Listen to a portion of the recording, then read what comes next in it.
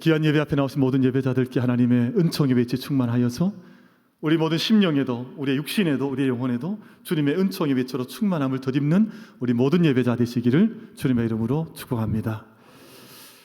제가 저희 그 목양실에 화분이 이렇게 두세 개 이렇게 있는데요. 그 중에 한 화분이 어떤 화분이냐 하면 이게 이미 잎도 다 져버리고 그리고 이제 앙상한 가지 그리고 뿌리도 이렇게 그냥 드러나 보이는 그런 화분이 하나가 있습니다. 그래서 어떤 분들이 오면 아니 저거는 왜 화분을 여기 두셨냐 이렇게 물을 때가 있어요. 근데 저는 그 화분이 너무너무 좋아요. 정말 그 화분이 좋습니다. 그래서 제가 이미 외적으로는 다 해서 이게 지금 좀 마르고 가지도 사실은 메마르고 잎도 떨어졌는데 제가 그래도 그 물을 꼬박꼬박 요즘 어제도 물을 주고 그래요. 최근에 근데 그 꽃이 어떤 일이 있었는가 하니 그 나무가 지난주쯤이었던가 제 목양실에 들어갔는데 목양실에 꽃향기가 그냥 가득한 거예요. 이게 꽃이 지금 있을 게 없는데 어디서 꽃이 왔나 그랬더니 어디서 왔겠어요? 아까 그 화분 거기서 꽃이 2개가 올라와서요. 그 꽃의 향기가 온 방에 가득한 거예요. 그래서 얼마나 마음속에 감사한지요. 제가 비록 외적으로는 별로 보기 좋지도 않고 또 메마른 것처럼 보여도 참 마음속에 마음에 많이 이렇게 차 있고 또 마음에 다가오는 그런 화분입니다.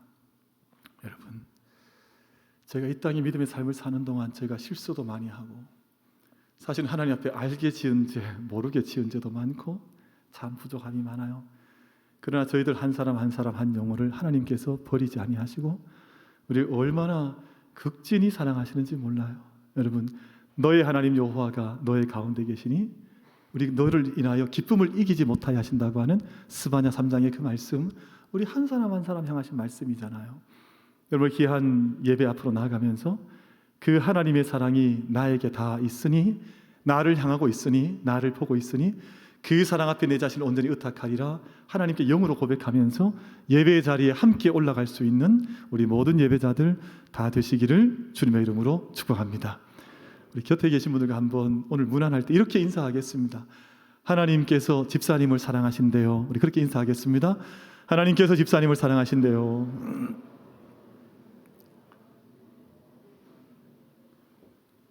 남 사랑하신다니까 기분이 안 좋으세요? 별로 그렇게 썩 유쾌하게 아니 찬양 드릴 때도 날 사랑하심 이러면 되게 찬송 열심히 하다가 인도자가 널 사랑하시면 그러면 갑자기 음이 툭 떨어지더라고요.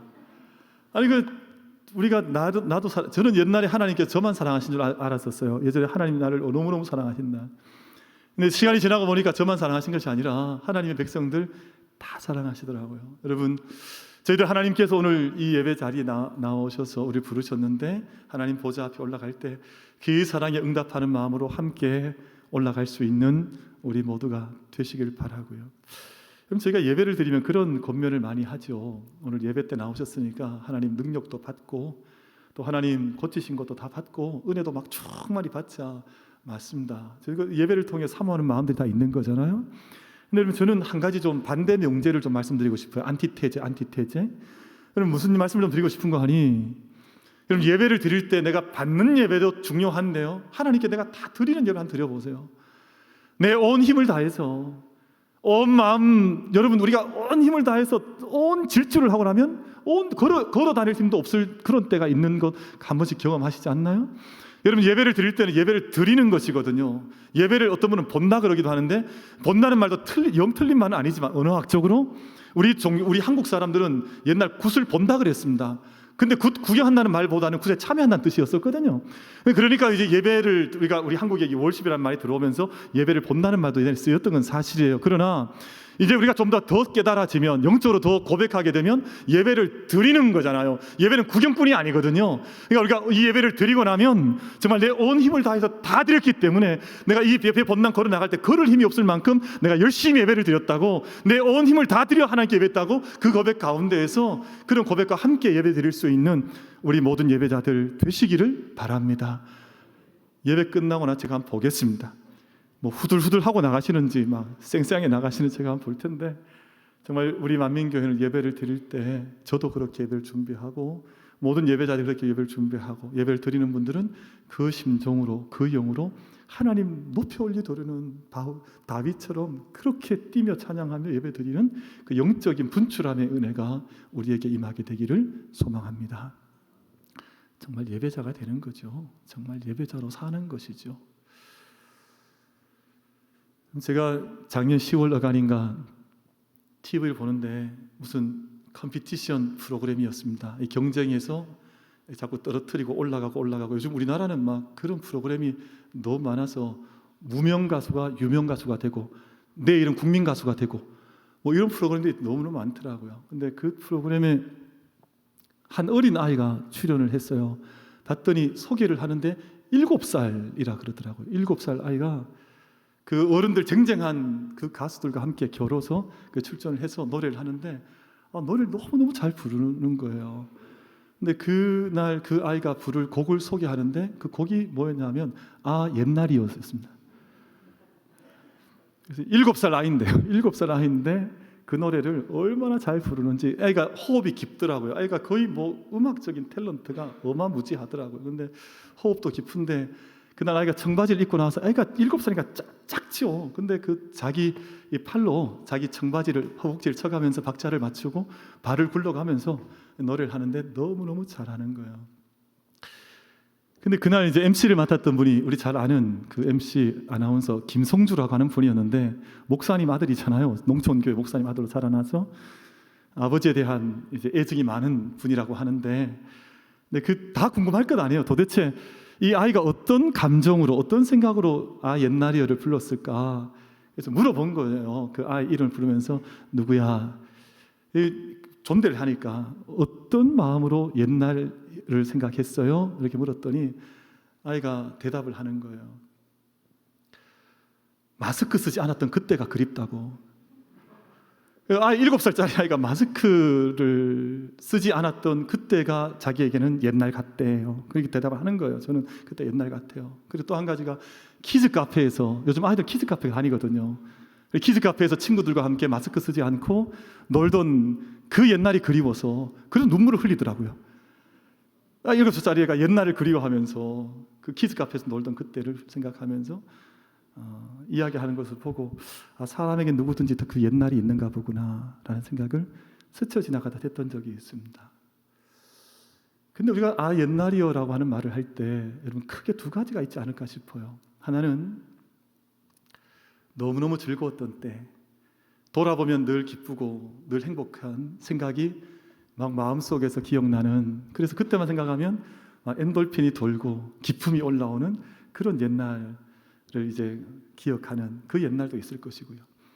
근데 또 한편 옛날이라고 하는 말 속에는 너무너무 고통스럽던 그 삶이 황무지 같고 그 삶이 너무 황폐해서 정말 메마른 사막과 같은 어디 소망을 둘래야 소망이 둘 데가 없어서 너무 고통스러웠던 그런 옛날을 기억하는 그런 옛날도 아마 있지 않을까라고 생각을 해요. 요즘 같은 때는 옛날이 정말 그립습니다. 우리 교회에서 5층에서 예배 마치고 나면 다 함께 올라가셔서 우리 식당 주방에 식당에서 다 함께 식사하고 복잡했잖아요. 사실은 복잡하고 말도 많고 탈도 많고 원래 교회마다 말 가장 많은 데가 식당이거든요. 말 많습니다. 오늘은 맛이 있느니 오늘 국수가 왜 이렇게 많이 불었느니 막 얼마나 말이 많아요. 그래도 그때 생각해보면 옛날이요 그때가 그리워요. 빨리 왔으면 좋겠어요. 그러면 우리가 그런 옛날만 있는 것이 아니라 슬펐고 어려웠던 고단했던 옛날도 있습니다. 돌아보면 그 시절을 다 어떻게 지나왔을까, 정말 그 고단했던 시절을 어떻게 다 이겨왔을까 하는 황무지 같았던 그런 옛날도 있기 마련이거든요. 중국에 있는 어떤 분들 짧게 소개를 좀 하려고 하는데 두 부부 이야기입니다. 부부가 네이몽고라고 하는, 여러분 네이몽고는 지금 우리나라에 봄이 되면 황사가 몰려오잖아요. 근데 황사가 함께 발원하게 되는 큰 사막 지역을 가리켜서 그 네이몽고라고 하는 지역이 있는데 그곳 가운데 마우우스라고 하는 사막이 있습니다. 중국에서 4대 사막 가운데 한 사막이라 그래요.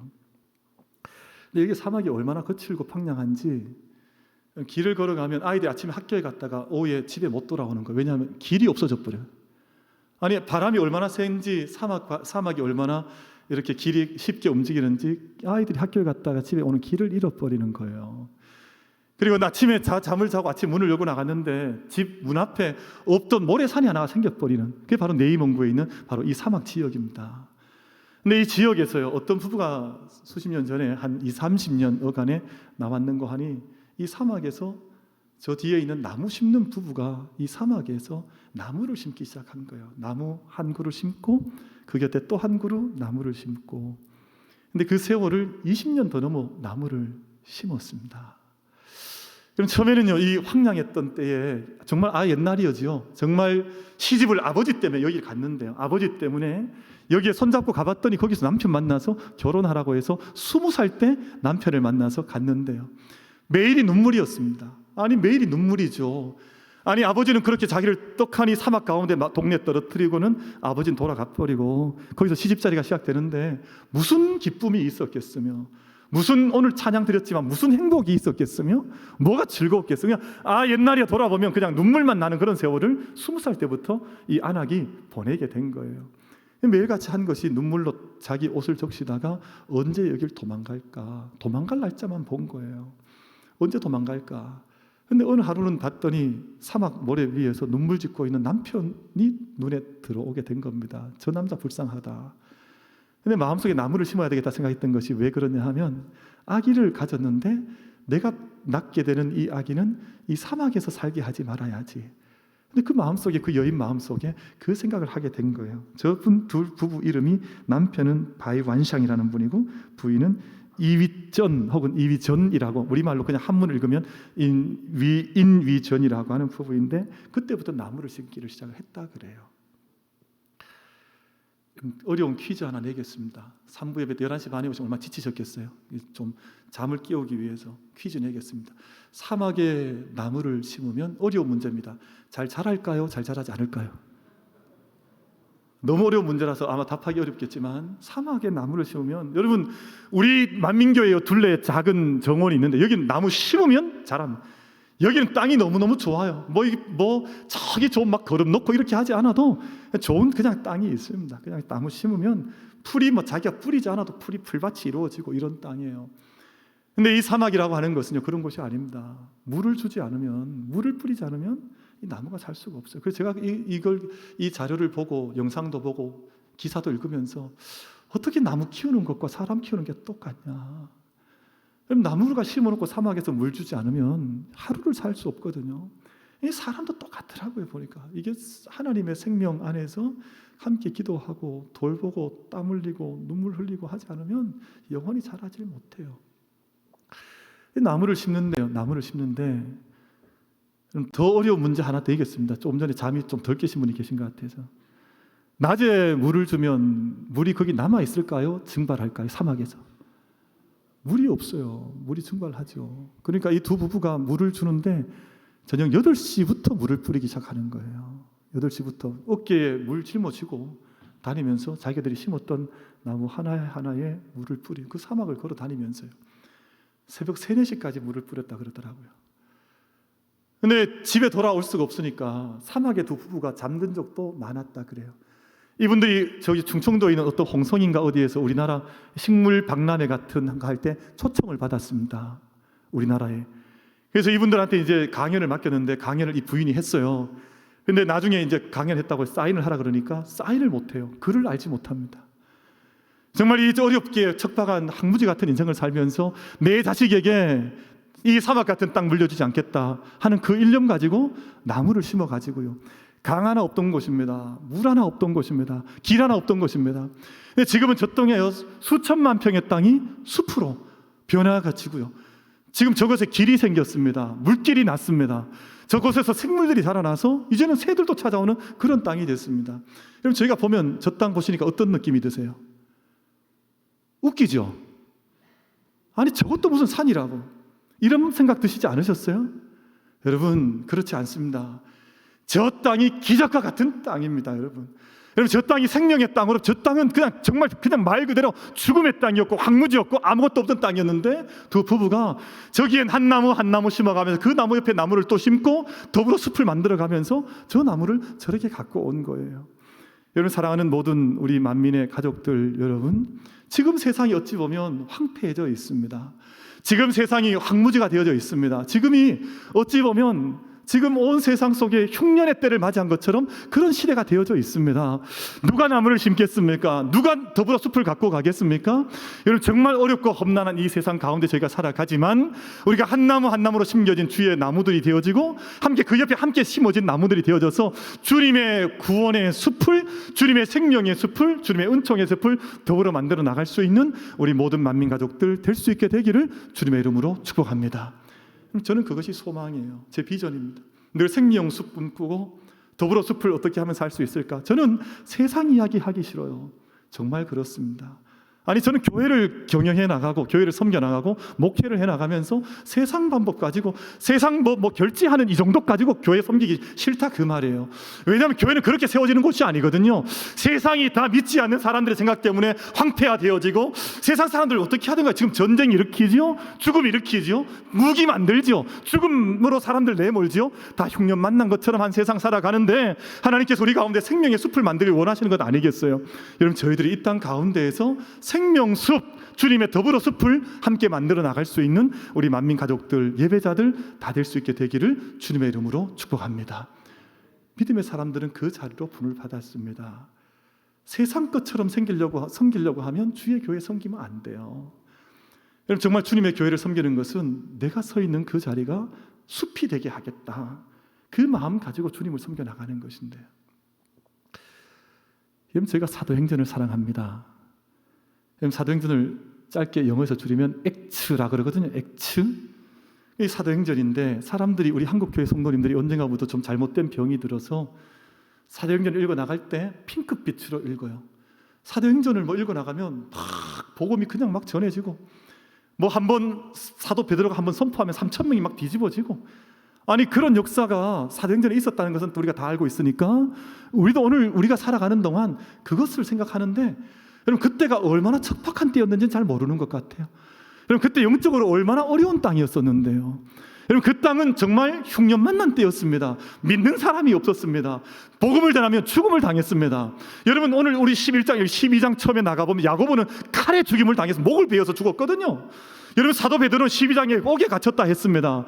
그러니까 복음 전하는 것 때문에 이리저리 다 도망자가 되어지고 다 디아스포라가 되어지고 목에 칼이 들어오고 지금 죽음을 넘어가는데, 우리 한국교회 성도는 사도행전 사랑한다 그래요? 여러분, 정말 어떤 마음으로 사랑한다는, 저는 정말 헤아릴 바가 없는데, 그 안에 있는 척박한 땅에 내가 한 그루 나무가 되어져서 숲을 만들어 나간다는 열정과 헌신과 눈물은 없는데 그냥 좋은 것만 원해요. 그냥 행복하기만을 원해요. 그냥 주어진 열매 떡 떨어지는 것만 먹기를 원해요. 어떻게 그런 역사가 이루어지겠어요? 여러분, 저희들 안에 사도행전을 읽어 나가되 성령께서 열어주시는 믿음의 눈을 열고 그 말씀을 읽어 나가면서 어떻게 주의 백성들이, 하나님의 살아있는 영적인 힘을 가졌던 이들이 황폐했던 것들을, 그 사막과 같은 것들을 그 더불어 숲으로 바꿔 나갔는지 믿음의 우리 눈을 열어서 이 역사에 함께 겸손하게 참여할 수 있는 우리 만민 가족들, 예배자들 다 될 수 있게 되기를 주님의 이름으로 축복합니다. 어떤 분들이 기도할 때 그래요. 정말 전도 한번 하지 않는데 매일 교회 부흥을 위해서 기도해요. 아니, 어떻게 부흥이 이루어지겠어요? 아니, 항전직자들이 특별한 예배가 있어서 절기의 헌금을 드리는데 10,000원, 20,000원, 30,000원 드리면서 교회의 영적인 축복을 받기를 기도하는데요. 아니, 어떻게 그 교회가 부흥을 할 수가 있겠어요? 아니, 교회가 다, 세상이 다 어려워서 다 이제 멈춰버렸습니다. 마스크를 쓰고 있습니다. 교회를 돌보는 사람이 없습니다. 그럼 주야로 그 교회를 기도하는 자리에 지키고 말씀을 지키고 예배를 섬겨서 몸부림쳐야 하나님께 그 가운데 은혜를 부어주셔서 거기에 부흥의 생명의 숲의 역사가 일어나지 않겠어요? 근데 진지하게 철회 한번 하지 않는데, 주의 재단의 목사가 교회 기도하러 나오라고 강요하지 않으면, 기도의 자리에 나오지, 학론직자가 기도하러 나오지 않는데 어떻게 거기에 부흥의 역사가 사도행전의 역사가 이루어질 수 있겠어요? 근데 우리는 그런 거 원하죠. 우리는 다 그런 거 원하고 있습니다. 그냥 어느 날 갑자기 덕 봤더니 숲이 크게 이루어지고 부흥은 일어나기를 원하고, 근데 하나님의 역사는 그렇게 이루어진 법이 없습니다. 그럼 사도행전을 읽어 나가 보면요, 다 핍박받고 다 죽음의 자리에 내몰리고 이열이 흩어져서 다 도망자가 되어지고 다 죽음의 자리에 내몰리고 목에 칼이 들어오고, 그렇게 하나님 앞에서 섬겨 나가던 중 사도행전의 역사가 나타났지, 우리 사도행전 하면 그냥 핑크빛 사도행전밖에 가지고 있지 않거든요. 우리 만민교회 모든 사랑하는 성도들께서는 사도행전을 읽어 나가실 때 그 안에 담겨있는 그 척박했던 땅에 어떻게 믿음의 성도들이 자기의 피값을 뿌려가면서 그 땅을 섬겨 나갔는지, 그 마음에 말씀에 성령께서 말씀하신 그 말씀이 우리 마음속에 부딪혀 올 수 있게 되기를 주님의 이름으로 축복합니다. 그렇지 않으면 사도행전을 우리가 평생 읽어도, 숨 넘어갈 때까지 읽어도 우리 그 말씀이 어떤 의미인지를 알지 못하고 걸어가는 것이거든요. 구약 성경에 보면 요셉이라고 하는 사람이 나옵니다. 그러니까 오늘 말씀 여러분 읽어보시면, 오늘 말씀 속에 28절 말씀, 그 중에 아가보로 하는 한 사람이 일어나 성령으로 말하되 천하에 큰 흉년이 들리라. 저는 이때가, 물론 이때는 지금요 실제로 이제 세상에 흉년이 왔던, 흉작이 왔던 때를 말하거든요. 근데 저는 영적으로 바라보면 지금이 흉년의 때인 것 같아요. 정말 심령 그 안을 들여다보면 흉년이 왔어요. 가정에도 생명의 예배가 사라져버렸어요. 가정에 기도하는 무릎이 사라져버렸습니다. 주의 제단 안에 정말 모든 기름 부은 자들이, 항동직자들이 뜨겁게 기도하는 그 기도의 자리가 메말라버렸습니다. 여러분, 그것이 흉년이 아니고 뭐겠어요? 그 자리가 흉년의 자리지. 여러분, 그런데 그 흉년이 들었던 이야기가 창세기도 기록이 되어져 있는데, 요셉의 때에 요셉이라고 하는 청년이 종으로 팔리고 애굽에서 열심히 성실히 하나님 섬겨나가 손길에 의지하다가 하나님 앞에 인도함을 받아서 귀한 직분을 놓고 애굽을 통치하는 자리에 들어가게 되었는데, 그때 흉년이 왔다 그랬습니다. 아마 그때 믿음의 사람이 없었더라면, 한 사람 요셉이 없었더라면 그 땅은 희망 없는 땅이 되었을 거예요. 근데 그 땅에 요셉이라고 하는 한 청년이, 믿음의 사람이 그 땅을 경영해 나가면서 그 흉년의 때를 준비한 거예요. 얼마나 깊은 흉년이 있는지 그 사람이 끼어서 그 시대를 경영하고 섬겨 나아가면서 한 가정을 구원하여서 미래의 이스라엘을 준비하기도 하고요. 또 그리고 애굽에 있는 모든 사람들, 애굽에 기대어 살던 모든 사람들, 나그네들, 이민족들을 먹여 살리기도 하고요. 곡식 정책을 펴서 그 땅을 경영하고 살려나가는 그 일을 요셉이라고 하는 사람이 했습니다. 그래서 저희가 오늘 한 가지 깨닫는 것은요, 옛날이요, 옛날이 흉년이었던지 풍년이었던지 제가 잘 알 길이 없지만 그거 중요한 것이 아니라, 지금 오늘 우리가 삶의 자리가 중요한 것이 아니라 내 영혼이 이 흉년의 때를 다뤄갈 수 있는 영적인 담대함, 주님을 믿는 그 믿음, 주와 함께하는, 하나님을 섬겨나가는 그 믿음이 있느냐 없느냐가 결정적으로 중요할 터인데, 우리 만민의 모든 예배자들 한 분 한 분께서 주와 함께 붙들림 받아 주 안에 함께 거하여서 흉년의 때를 주님의 풍년의 때로 바뀌어갈 수 있는 그 준비를, 그 역사를, 그 지혜를 하나님께 얻어서 이 시대를 살아갈 수 있는 우리 모든 예배자들 다 될 수 있게 되기를 주님의 이름으로 축복합니다. 그래서 오늘 말씀을 읽어 나가는데, 오늘 중요한 말씀이 첫 절 저희가 읽으셨던 첫 부분의 석절 말씀입니다. 19절, 20절, 21절 말씀. 이 말씀 같이 한번 우리 합독해서 같이 읽겠습니다. 시작. 그때의 스데반의 일로 일어난 환난으로 말미암아 흩어진 자들이 베니게와 구브로와 안디옥까지 이르러 유대인에게만 말씀을 전하는데, 그 중에 구브로와 구레네 몇 사람이 안디옥에 이르러 헬라인에게도 말하여 주 예수를 전파하니, 주의 손이 그들과 함께 하심에 수많은 사람들이 믿고 주께 돌아오더라. 아멘. 여러분, 환난의 때가 와서 성도들이 정말 흉년의 때를 맞이한 거죠. 믿는다 하면 스데반처럼 죽임을 당하니까 이 사람들이 마치 흩뿌려진 곡식알처럼 온 세상으로 흩어졌는데, 말씀 봤더니 베니게라고 하는 곳, 구브로 안디옥까지 갔다 그랬습니다. 여러분, 오늘 이곳이 어디냐 하면, 우리 한국말로 하면, 우리 상황에서 보면 신이주까지 올라갔다는 뜻이에요. 왜냐하면 예루살렘, 유다 땅이 이렇게 팔레스틴 지역이 있잖아요. 근데 옆에 지중해가 왼쪽에 있습니다. 그렇죠? 지중해가 있는데 그 땅으로 위쪽, 이제 지금 시리아라고 하는 나라 그 북쪽으로 계속해서 올라가다 보면 바로 이 지역이 나타납니다. 베니게, 키프로스라고 하는 구브로 안디옥까지 올라가는데, 이 지역을 올라가면 위쪽은 지금 우리가 알고 있는 터키 지역이 바로 이 위지역이거든요. 터키와 맞닿아 있는 지역까지 사람들이 다 도망자가 되어서, 다 난민이 되어서 흩어졌다는 뜻입니다. 그러면요, 하루하루 살기가 얼마나 고단했을까요? 얼마나 어려웠을까요? 얼마나 큰 중년이었을까요? 그런데 이들이 가면서 그 안디옥에서, 여기는 지금 시리아 안디옥을 말하는데 로마의 세 주도 가운데 하나였습니다. 당시 인구가 50만이 이 시리아 안디옥을 살고 있었는데, 여기에도 유대인들이 올라가서 흩어진 디아스포라 크리스찬들이 가서 여기 복음을 전했다는 거예요. 그런데 복음을 전할 정신이 어떻게 있었을까? 참 기가 막힌 일이죠. 여러분 옛날에 6.25 전쟁이 났을 때 피난 왔던 분들이 마산에 가서 거기서 예배드렸다는 것 아니에요. 다 함께 피난 갔던 정부가 거기서 예배드리고 하나님 섬기면서 다시금 전세가 역전되었다는 역사를 가지고 있는데 그렇게 한 거예요. 그래서 예수님 하나님 옆에 예수님 이름 전하면서 했는데 근데 그 사람 중에 독특한 특별한 몇 사람이 나타났습니다. 그럼 저희가 읽으셨던 말씀 중에 20절 말씀 보시면 그 중에 몇 사람이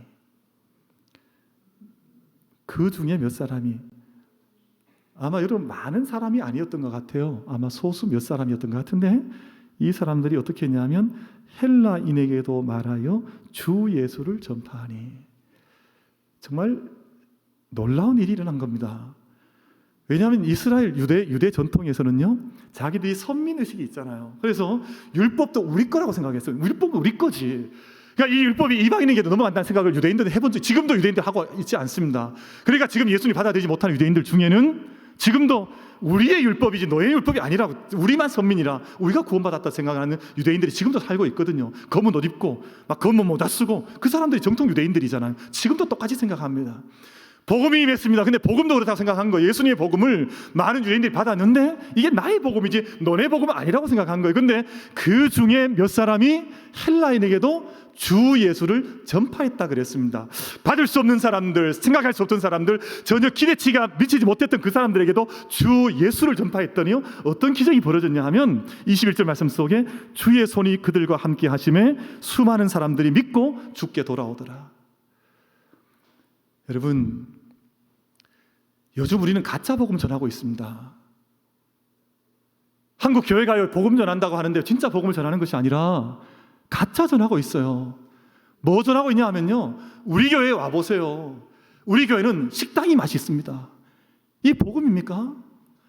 우리 교회 와보세요. 주차장이 넓어서 편하게 그냥 교회 예배 와서 예배하고 갈 수 있습니다. 이것 자랑하면서 사람들 영혼을 구원하겠다고 하는 것이거든요.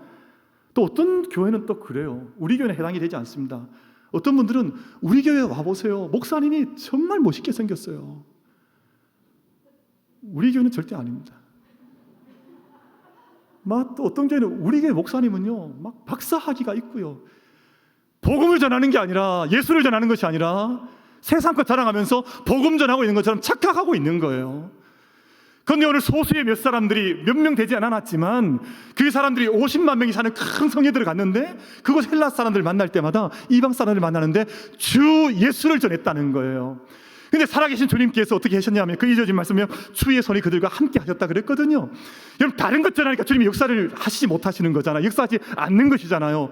근데 정말 주 예수를 전하면 예수님 사랑하는 것, 예수님 믿는 것, 예수님 안에 구원이 있다고 하는 그 복음을 전할 때 그곳에 하나님께서 역사하셔서 수많은 사람들로 하여금 그 도성 안에 안디옥 교회가 세워지는 역사를 그곳 가운데 하셨다는 것입니다. 여러분, 우리 만민교회 모든 사랑하는 성도들께서 다른 것 때문에 교회 다니는 것 아니라 뭐 목사가 좋다, 우리 교회는 뭐 밥이 맛있다, 우리 교회는 뭐 건물이 멀쩡하다, 다 필요 없습니다. 여러분, 우리 만민교회 모든 성도들께서는 주 예수 믿고 주 예수 자랑하고 주 예수님 섬겨드릴 수 있는 그 믿음 안에서 예수님 전할 수 있는 땅끝까지 복음 전하는 그 사명 함께 감당해 나갈 수 있는 우리 교회가 될 수 있게 되기를 축복합니다. 우리는 그것 위해서 부름받은 사람들이거든요. 여러분, 오늘 이 말씀 제가 먼저 기억하면서 한 가지 기억하고 싶은 것이 있습니다. 28절 말씀 속에 천하의 큰 흉년의 때가 들었다.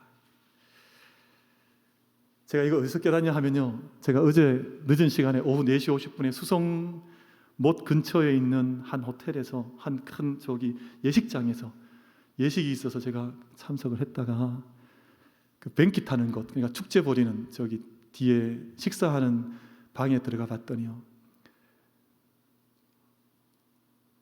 모르겠습니다만 한 2천 명이 들어있는 것 같던데요. 그리고 마스크한 사람은 몇 사람이었을까요? 아무도 없어요. 정말 마스크한 사람이 없어요. 지금 다닐 때는 마스크는 한지 모르지만 2천, 천수백 명이 앉아서 식사하는데 아무도 없어요. 제가 우리 요즘 교회를 봤습니다. 우리 교회는 다 바보구나. 세상 멍청한 게 교회구나.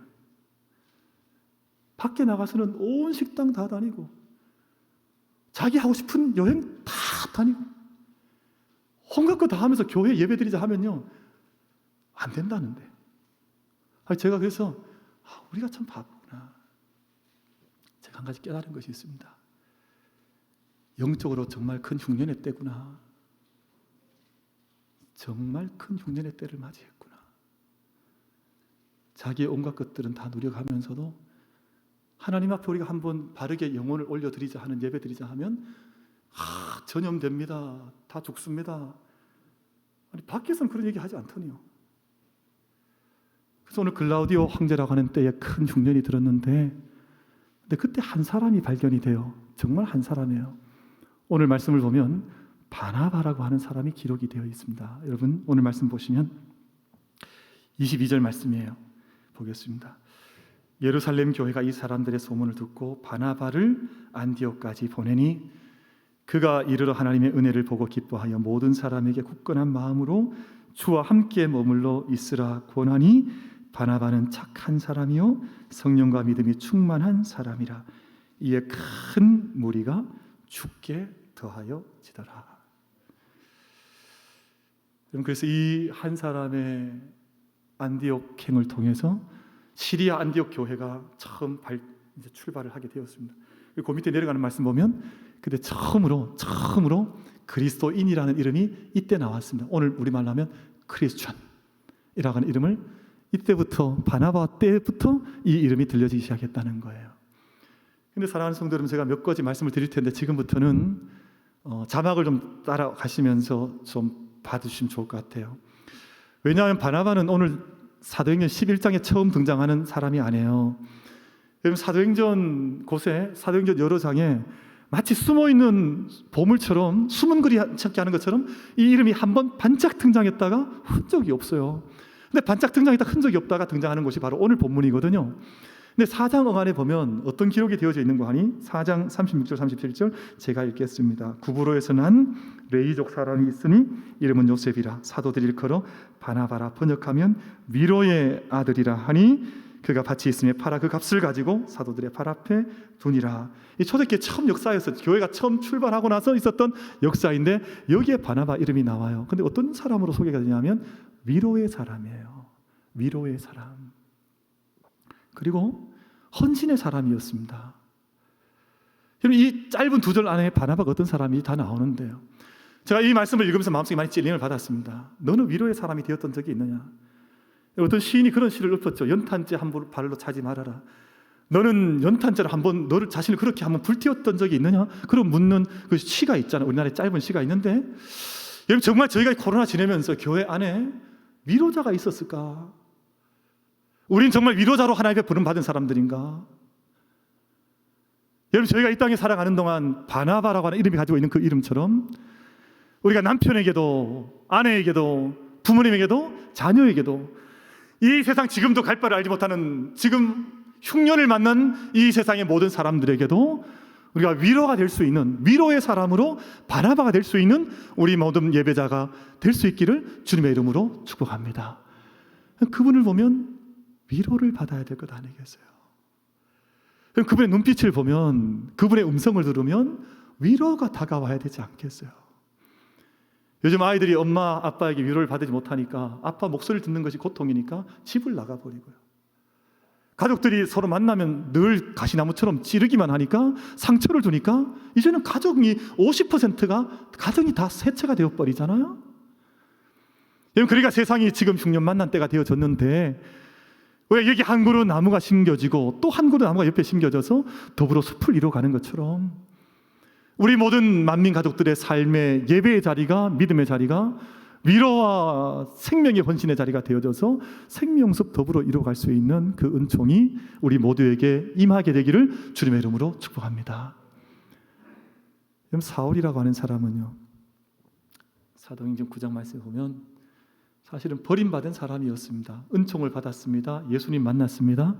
자기 안에 큰 경험이 있습니다. 그럼 못해요. 아무도 인정해주지 않고 교회마저도 그를 버렸는데요. 교회가 다 사울 저리 가라 그랬습니다. 그래서 아무도 그를 친구 삼지 않을 때 사도행전 9장에 보면 바나바가 그 사울을 찾아가요. 혼자 울고 있는 사울을 찾아가서 혼자 고통 가운데 있는 사울을 찾아가서 그를 교회 앞으로 이끌어내 옵니다. 그것이 9장 말씀에 기록이 되어져 있는데 26절 27절이에요. 제가 좀 읽어보겠습니다. 자막에 있습니다. 사울이 예루살렘에 가서 제자들을 사귀고자 하나 다 두려워하여 그가 제자됨을 믿지 아니하니 바나바가 데리고 사도들에게 가서 그가 길에서 어떻게 주를 보았는지와 주께서 그에게 말씀하신 일과 다메섹에서 그가 어떻게 예수의 이름으로 담대히 말하였는지를 전하니라. 오늘 우리말로 하면 대변인이 되었다 그 말입니다. 변호인이 되어져서 이 지금 손가락질을 받고 있던 사울이 예수님 어떻게 만났는지, 예수님께서 이를 얼마나 사랑하시는지 그것을 변호해 주면서 교회의 사람으로 그 사울을 데리고 왔다는 뜻이에요. 여러분, 숙제 하나씩 드리겠습니다. 숙제 다 아시죠? 눈빛을 봐서는 옛날에 숙제 다 안 하신 분들 같으세요. 숙제가 집에 가서 하셔야 되는 일인데 뭐냐 하면요, 주변에 누군가 이렇게 소외된 분들이 있습니다. 반드시 있습니다. 우리 아파트에도 있고 우리 옆집에도 있고 우리 교회도 있습니다. 근데 내 마음속에 저분은 좀 외로운 분이구나 하는 생각이 들면 이번 주간에는 부활의 주이기도 하고 우리가 기쁨의 50일을 보내고 있는데 우리 오순절 성령 강림 주일절까지 50일을 우리 기쁨의 날이라 그러거든요. 기쁨의 50일. 근데 이 날 동안 어떤 형태로든 그분들을 우리가 좀 섬겨보는 거죠. 내가 그분에게 좀 위로의 사람이 되어보는 거죠. 그래서 정말 내가 부활의 주님 만나고 내가 부활주를 지냈는데 이 부활의 기쁨이 그분이 내 아내일 수도 있습니다. 내 남편일 수도 있습니다. 내 자녀일 수도 있습니다. 누구일지 모르지만 하나님에게 말씀해 주시면 내가 기도하고 그분에게 찾아가서 그분에게 어떤 형태가 되든 기도하면서 하나님께 지혜를 구하고 섬기는 이 바나바가 사울을 찾아가서 그렇게 위로해 주었던 것처럼 그렇게 해주는 거예요. 여러분, 숙제 다 아셨습니까? 이런 학생들을 가르쳐서 공부 못하는 학생들이라 그래요. 숙제가 뭔지 잘 모르시잖아요 지금. 여러분, 이번 주간 동안 우리 사업하는 분들은 오는 손님이 그럴 수가 있습니다. 왠지 손님들이 다 생생하게 들어오는데 어깨가 축 처진 사람이 들어올 수 있거든요. 그러면 그분이 주님께서 오늘 내게 보내신 분이구나 그렇게 생각하셔서 조금 값도 좀 깎아주시고, 그리고 웬만하면 안에 있던 선물 이제 좀 간식 같은 거 챙겨놨던 것도 아이고 오늘 간식을 좀 챙겼는데 이거 좀 드셔보시라 그러고 조금 나눠주기도 해보시고, 그러면 우리가 바나바가 되는 것이거든요. 근데 오늘 말씀 봤더니 오늘 사도행전 말씀 속에 그분이 안디옥에 갔는데 그 저기 멀리 다소라고 하는 곳에서 처박혀 있던 사울을 데리고 와서 바울 만드는 사람이 바로 바나바였습니다. 1년 동안 안디옥에서 말씀 가르치고 말씀에 떡을 떼고 열심히 가르쳤더니 처음으로 그리스도인이라 부름받는 역사가 안디옥 도성 안에서 나타나게 된 거예요. 여러분, 지금 우리 크리스찬이라는 말이 자랑스러운 말이 되어지고 물론 세상에서 이런저런 이야기가 많이 있습니다만 처음에는 세상 사람들이 조롱하는 말이었습니다. 아이고 저 크리스찬들. 1세기 때는 조롱의 말이었는데요, 2, 3세기가 되어지면서 순교자들께서 마지막 순교 직전에 고백했던 말이 I am a Christian. 나는 그리스도의 사람입니다. 이 고백하고 순교의 자리에 나가도록 했던 말이 바로 이 안디옥 교회에서 바나바의 사역을 통해서 이루어진 사건이었습니다. 말씀 맺겠습니다. 여러분, 저희가 믿음의 삶을 바르게 살아가면 우리 한 사람 한 사람이 바나바가 될 수 있습니다. 그런 은혜를 누릴 수 있습니다. 그런데 믿음의 삶을 말씀 따라 살지 않고 육신 따라 살면 그 인생은 바라바가 될 수 있습니다. 바라바가 누군지 아시죠? 강도였습니다. 강도. 예수님의 생명을 대신할 수 있을 만큼, 그러나 끝내 예수님을 버리게 만들었던 이름이 바라바라고 하는 강도였었거든요. 우리가 믿음의 삶을 살면서 바나바가 될 것인가 바라바가 될 것인가 결단하셔야 합니다. 이 세상이 더 황폐해지고 흉년이 들고 모든 사람이 하나님 다 잊어버리고 이제는 육신만 안락할 수 있으면 황폐해져도 관계없다고 전쟁도 일으키고 생명도 죽이고 정말 비참한 황폐해진 흉년의 때인데, 이때 제가 바라바 같은 인생이 아니라 바나바가 되어져서 하나님의 생명의 역사를 일으켜 나갈 수 있는 우리 모든 만민 가족들, 모든 예배자들 한 분 한 분이 다 되어주시기를 주님의 이름으로 축복합니다.